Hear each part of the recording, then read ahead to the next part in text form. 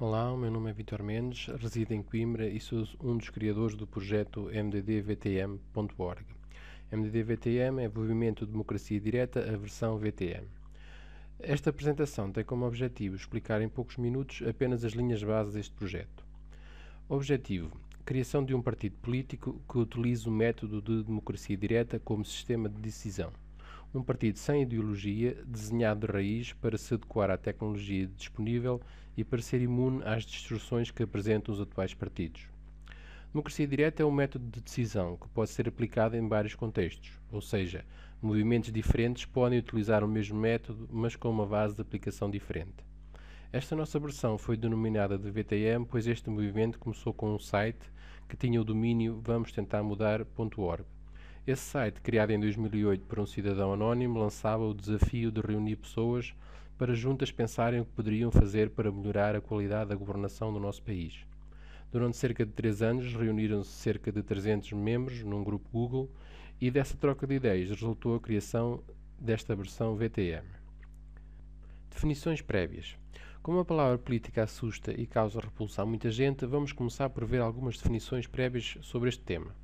O termo política é derivado do grego antigo politeia, que indicava todos os procedimentos relativos à polis ou cidade-estado.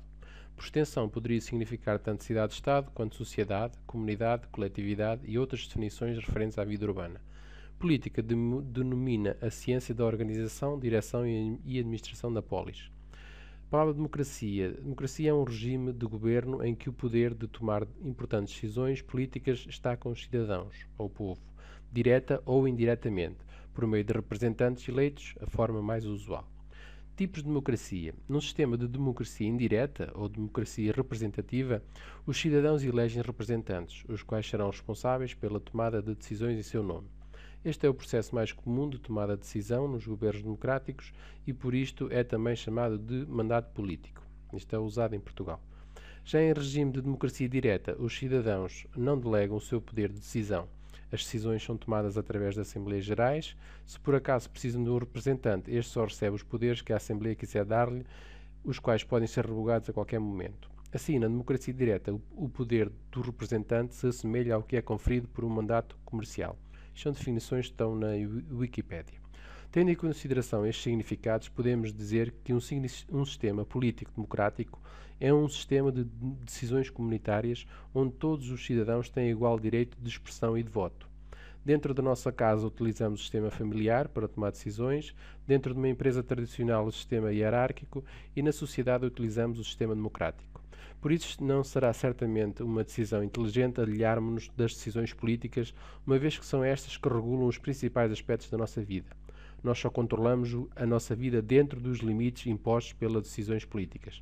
Por exemplo, a política decide qual a taxa de imposto que pagamos e nós apenas podemos gerir o pouco dinheiro que sobra após a retenção desse imposto. Podemos começar aqui por dar uma olhada no nosso site, então. Temos aqui a página inicial, depois vamos então proceder a uma votação, um exemplo de uma votação, aqui a página de votações. Aparecem aqui várias medidas, né? Isto são tipo referendos, não há energia nuclear, prioridade da agricultura biológica, TGV, etc. Iríamos aqui carregar em ver, apareceria o texto da medida, sobre não há energia nuclear, aqui o texto da medida e depois as pessoas colocam o seu voto a favor, contra ou abstenção. Portanto, as características MDD-VTM. Primeira, membros não remunerados. A única motivação do membro será a construção de uma comunidade melhor para si e para os seus descendentes. No MDD-VTM existem dois tipos de membros. O membro ativo, aquele membro que quer participar ativamente no processo de construção do movimento. E o membro apoiante, membro que apoia a construção do movimento. A segunda característica, sem líder. Os líderes são todos os membros ativos, pois as suas medidas seriam a única voz ouvida. Terceira característica, sem classes. O MDD teria grupos setoriais para reunir os membros que tivessem mais experiência num determinado setor e que proporiam as medidas, mas as medidas teriam de ser aprovadas pelos grupos regionais. Assim, retira-se força às classes e dá-se força à comunidade. Mais à frente iremos ver um organograma. Um exemplo. Discutia-se na sociedade portuguesa a possível construção de uma central nuclear para a produção de energia. O grupo setorial das finanças analisaria a componente financeira e concluiria que teria vantagens. O grupo setorial das engenharias analisaria a segurança de uma central nuclear e concluiria que tinha quase risco zero. Esses grupos setoriais apresentariam as conclusões aos grupos regionais e estes decidiriam se, apesar das vantagens económicas e do pouco risco, desejariam ou não a sua construção. Quarta característica, ter conteúdos acessíveis, de maneira a que um cidadão com a escolaridade obrigatória, 12º ano, o consiga compreender e utilizar. Não seria um movimento apenas para intelectuais, mas para o cidadão comum. É apenas requisito indispensável ter uma boa literacia e educação cívica. Literacia significa capacidade de ler e escrever, capacidade para perceber e interpretar o que é lido. Quinta característica, e esta é a característica principal, é uma forte componente educacional. Todas as criações da humanidade exigiram esforço, tempo, persistência e organização. Também neste projeto isso será necessário. Mas não pode ser difícil demais nem fácil demais. Tem de haver equilíbrio. Não pode ser tão fácil como ir a um comício e segurar uma bandeira, não tão difícil que apenas políticos profissionais com elevadas habilitações superiores possam entender o que é dito. Portanto, característica 5, forte componente educacional. Não é possível atingir boas decisões quando se desconhece o assunto para o qual se decide. Por isso, este projeto fomentaria por várias formas elevar o conhecimento dos seus membros. Uma forma, as discussões seriam feitas através dos grupos Google. Este método traz várias vantagens. Seleciona membros que gostem de ler e que disponham do seu tempo para partilhar conhecimento com outros. O facto de ser um ato escrito obriga a refletir antes de escrever. Dá oportunidade a todos de se expressarem e não apenas aos bons falantes. Permite mais tarde rever algo que foi dito por alguém. E não obriga a estar disponível em determinado horário para uma reunião. O membro pode escrever quando tiver mais tempo. B. Haveria reuniões online através de programas que permitam a conversa entre grupos de pessoas. Haveria reuniões físicas, muito importantes para o fortalecimento do espírito comunitário do grupo, bem como para uma mais rápida partilha de conhecimento e aprendizagem. D. O grupo deverá tentar possuir um espaço físico para palestras, visualização de comentários, sessões de grupo, etc. Um espaço onde membros apoiantes com um baixo nível de literacia possam ser ajudados por membros ativos voluntários, ensinando-os a trabalhar com computadores, a aprender a escrever e a falar melhor português, a compreender as medidas, a entender a orgânica do movimento, tudo com o principal objetivo de poderem passar a membros ativos. Esta componente educacional é a razão de haver votações de recomendação. As recomendações são conteúdos que os membros aconselham a todos a sua leitura ou visualização, pois têm informações relevantes para melhor entender a sociedade. Sexta característica, aberto e gratuito, sem pagamento de cotas. Qualquer pessoa pode aderir, desde que se enquadre no perfil pretendido. Não é possível construir uma sociedade civilizada se esta for constituída por cidadãos egoístas, exibicionistas, egocêntricos ou conflituosos. Por isso haverá um rigoroso processo de adesão para novos membros ativos. Os membros ativos trabalharão em conjunto num longo processo de crescimento do movimento. Por ser um trabalho de equipa, é essencial que estejam perfeitamente em sintonia quanto aos objetivos pretendidos e tenham uma personalidade humilde, aberta, não conflituosa, pacificadora, paciente, responsável e resistente. Os membros ativos terão de discutir o conteúdo de novas medidas, a propor ao grupo eventuais alterações a medidas e possíveis correções no funcionamento do movimento. No grupo terão de defender o seu movimento e as suas medidas perante terceiros e estar a par dos assuntos debatidos. Deverão conhecer bem o funcionamento do movimento e analisar os conteúdos das recomendações para poderem votar com qualidade. O processo de adesão a membro ativo tem como objetivo tentar perceber se o membro compreende as medidas, o funcionamento e o conceito pretendido para o movimento e ajudar a conhecer o novo membro, e vice-versa, para que os membros ativos possam decidir se este tem o perfil adequado. Sétima característica, movimentos financeiros completamente transparentes e públicos. As despesas do grupo serão financiadas pelos próprios membros, através de donativos. Caso o movimento consiga um número de votos que dê direito à correspondente subvenção estatal, esta será usada para fins educativos e não para comícios, jantares, bandeiras ou concertos. O movimento não utilizará uma apresentação sensacionalista, mas adotará uma postura de acordo com a responsabilidade e seriedade que o ato governativo representa. Oitava característica, composto por grupos regionais pequenos para fortalecer o espírito comunitário. Nona característica, sem ideologia, defende votado maioritariamente na plataforma eletrónica pelos seus membros. Conceitos como esquerda e direita resultam apenas na divisão das pessoas e incita-as a lutar entre si. Eles não têm qualquer lógica, pois todas as pessoas necessitam das mesmas condições básicas para serem felizes: saúde, conforto, alimentação, roupa, carinho. Além disso, todos sabemos que é impossível construir bem algo num ambiente de luta. As pessoas apenas precisam se unir e democraticamente decidir quais as regras de base pelas quais querem que a sua comunidade se oriente. A divisão esquerda-direita é semelhante a outras divisões que só servem para incentivar a luta entre seres humanos, religiosas, clubistas, raciais e nacionalistas. Esta insanidade é comprovada pela existência de uma época de tréguas em que se apregou a solidariedade, a fraternidade, a união e a paz, que é o Natal. Método de trabalho. Não é o objetivo do MDD-VTM decidir tudo o que se passa no país. Pretende apenas debater e decidir o que os seus membros considerem relevante e importante. Exemplificando, as medidas serão como os 10 mandamentos do movimento. Forçarão as bases e serão um guia. Pessoas educadas, conscientes e informadas serão capazes de fazer boas decisões sobre os assuntos do dia-a-dia. Para um ótimo funcionamento do movimento, todos os seus membros ativos terão de votar e trabalhar utilizando métodos, pressupostos e objetivos comuns.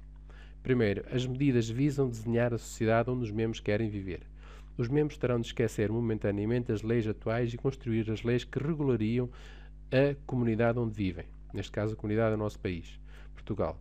Por isso, existem dois níveis de medidas. Medida final, a medida que é o objetivo final, que só pode ser aplicada quando já não existirem medidas iniciais, e a medida inicial, para ser aplicada já. Segundo método, as medidas têm de ser simples, por várias razões. Todos os processos que são complexos ou burocráticos acarretam mais custos e lentidão na sua execução. Também os membros são pessoas que têm a sua vida pessoal e profissional, pelo que terão pouco tempo para trabalhar no movimento, e para que todas as pessoas entendam o conteúdo das medidas.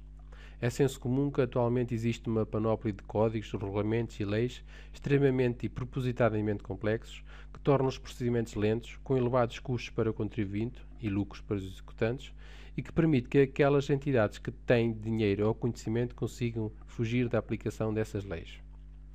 Os representantes eleitos. Vamos só recordar aqui a definição de democracia direta. Portanto, em democracia direta, os cidadãos não delegam o seu poder de decisão.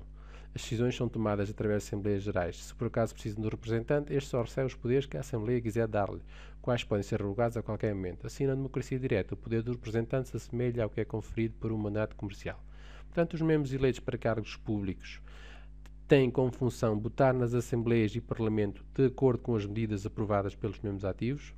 Terão de diariamente fazer um relatório online, escrito ou falado, sobre o seu trabalho no dia anterior, e poderão ser substituídos caso os membros ativos assim o decidam por votação.